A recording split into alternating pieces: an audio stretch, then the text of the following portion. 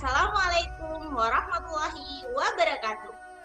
Perkenalkan, nama saya Isnawati, guru SMP IT Ibnu Sina Merauke, calon guru penggerak Angkatan 3 Kabupaten Merauke.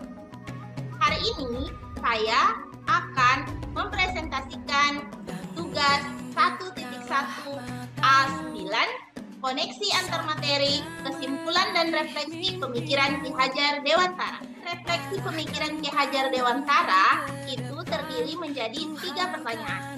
Yang pertama adalah, apa yang saya pelajari tentang murid dan pembelajaran di kelas sebelum saya mempelajari modul 1.1. Yang kedua, apa yang merubah dari pemikiran dan perilaku saya setelah mempelajari modul itu. Yang ketiga, apa yang bisa segera saya terapkan lebih baik agar kelas saya mencerminkan pemikiran Ki Hajar Dewantara. Dari pertanyaan-pertanyaan tersebut, saya akan menjelaskan satu persatu.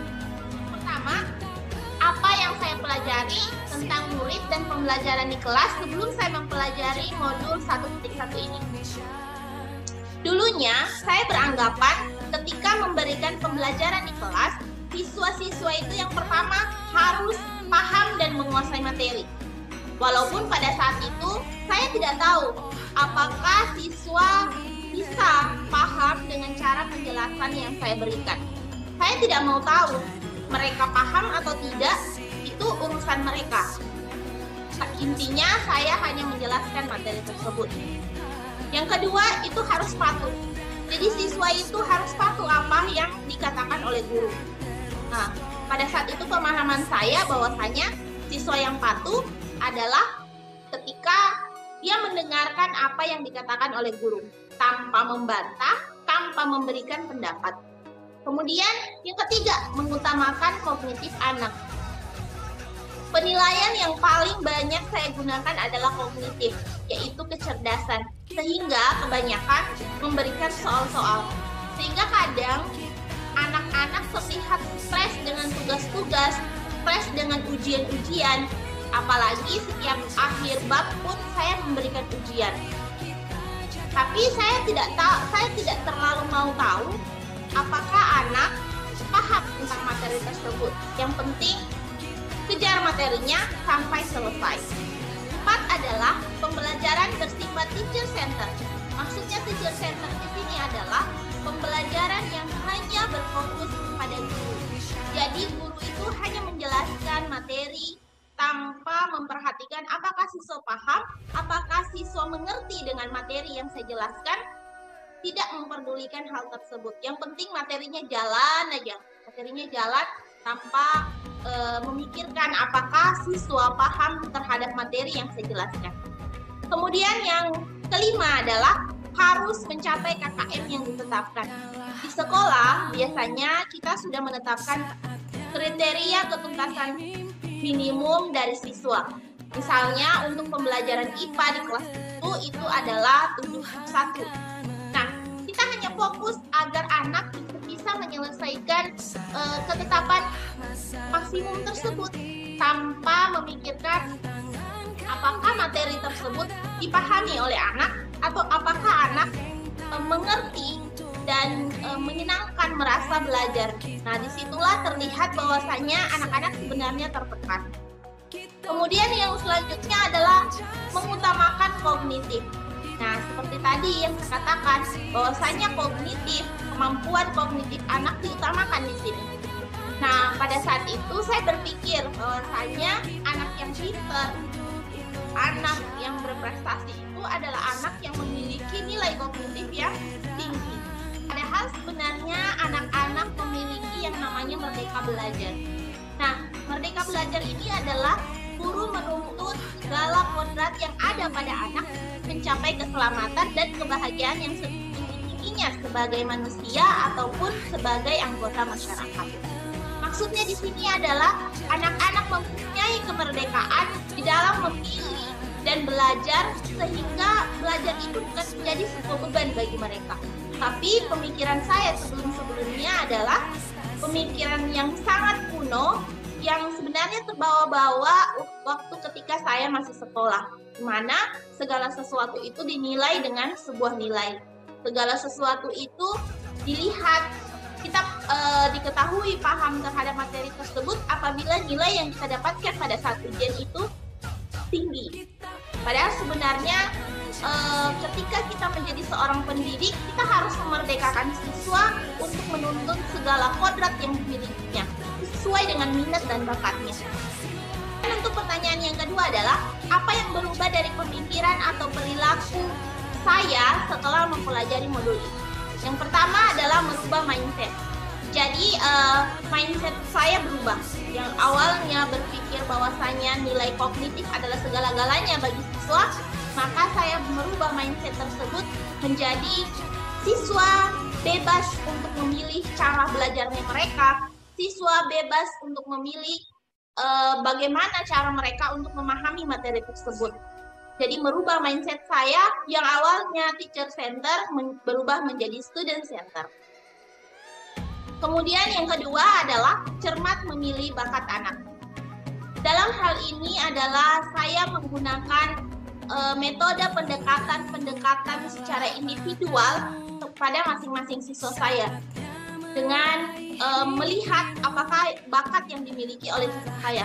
Contohnya dalam pembelajaran IPA yang saya ampu, pada saat itu saya menanyakan kepada salah seorang anak, dia sangat menyukai kesenian, sehingga saya menjadikan pembelajaran IPA dalam bentuk sebuah lagu, di mana dia bisa dengan mudah mempelajarinya. Kemudian yang ketiga adalah tidak fokus pada nilai kognitif. Maksudnya tidak fokus pada nilai kognitif di sini adalah saya melihat bahwasanya seorang anak tidak dikatakan sebagai anak yang tidak pintar apabila nilai kognitif IPA-nya rendah. Jadi dengan mempelajari modul ini, saya jadi paham bahwasanya kognitif anak itu enggak segala-galanya, bukan segala-galanya dalam penilaian. Jadi penilaian itu bisa berupa minat yang dimiliki anak tersebut tanpa memikirkan nilai kognitifnya. Kemudian yang kedua, lebih memerdekakan anak. Lebih memerdekakan anak di sini adalah saya menjadi lebih paham keinginan anak, keinginan ketika mereka belajar, kemudian keinginan mereka untuk memperoleh pemahaman terhadap materi yang saya berikan. Seperti yang kita ketahui bahwasanya pemikiran Ki Hajar Dewantara itu mengibaratkan pendidik sebagai petani dan peserta didik diibaratkan sebagai padi. Sebagai petani tentunya kita hanya bisa menyebarkan bibit, mengolah lahan, kemudian memberikan pupuk terbaik, tetapi petani tidak bisa memaksakan kehendaknya pada padi tumbuh menjadi tanaman lain. Dari analogi tersebut, peserta didik sudah mempunyai minat dan bakat masing-masing, sehingga tidak bisa dipaksakan untuk melakukan sesuatu sesuai dengan keinginan kita. Kita sebagai pendidik hanya bisa menuntun agar minat dan bakatnya tidak salah jalan. Hanya itu yang bisa dilakukan oleh pendidik agar anak bisa berkembang dan merdeka dalam belajar. Ketiga adalah apa yang bisa segera saya terapkan lebih baik agar kelas saya mencerminkan pemikiran Ki Hajar Dewantara. Yang pertama adalah membuat kesepakatan dengan peserta didik. Kesepakatan di sini adalah kita membuat kesepakatan di mana pembelajaran bukan hanya berlangsung di dalam kelas, tapi juga bisa berlangsung di luar kelas. Nah, kesepakatannya adalah ketika mereka belajar di dalam kelas, mereka harus tertib, sesuai dengan kelas-kelasnya masing-masing, tidak terlalu berisik. Kemudian ketika mereka belajar di luar kelas, mereka juga harus tertib sesuai dengan kelompok-kelompok yang telah dibagikan. Dan mereka harus fokus pada pembelajaran. Karena kita sudah memberikan kesempatan mereka untuk mempelajari hal-hal baru di luar sana. Kemudian dalam menuntut kodrat anak. Among dalam menuntut kodrat anak ini adalah kita harus menjadi penuntun yang baik. Ketika kita mengetahui anak menyukai hal sesuatu, maka sebagai pendidik memiliki kewajiban untuk menuntun kodrat anak sesuai dengan kemampuan masing-masing, sesuai dengan minat dan bakat yang dimilikinya. Kemudian selanjutnya mengintegrasikan permainan dalam pembelajaran. Ya, tentunya kita harus mengintegrasikan permainan dalam pembelajaran. Karena dengan mengintegrasikan permainan dalam pembelajaran menjadi sangat menyenangkan. Ini adalah menerapkan student-centered learning. Student-centered learning adalah pembelajaran yang berpusat kepada siswa, di mana siswa menjadi fokus pembelajaran. Jadi, sebagai pendidik, mendapatkan ilmu dari siswa tersebut. Jadi, itu seperti mentransfer ilmu kita dan kita juga mendapatkan ilmu dari mereka. Kemudian memasukkan nilai kebudayaan dalam pembelajaran. Ya, tentunya di Kabupaten Merauke banyak sekali nilai-nilai kebudayaan. Nah, nilai-nilai kebudayaan yang ada di Kabupaten Merauke ini saya masukkan ke dalam pembelajaran. Contohnya pada pembelajaran Kalor, di sini saya menjelaskan sedikit tentang makanan tradisional Kota Merauke, yaitu sagu sep. Nah, melihat proses pembuatan sagu sep dan mereka bisa menjelaskan bagaimana Kalor berperan dalam proses pembuatan tersebut. Itulah tadi penyampaian tugas 1.1A9. Terima kasih. Salam guru penggerak. Salam dan bahagia.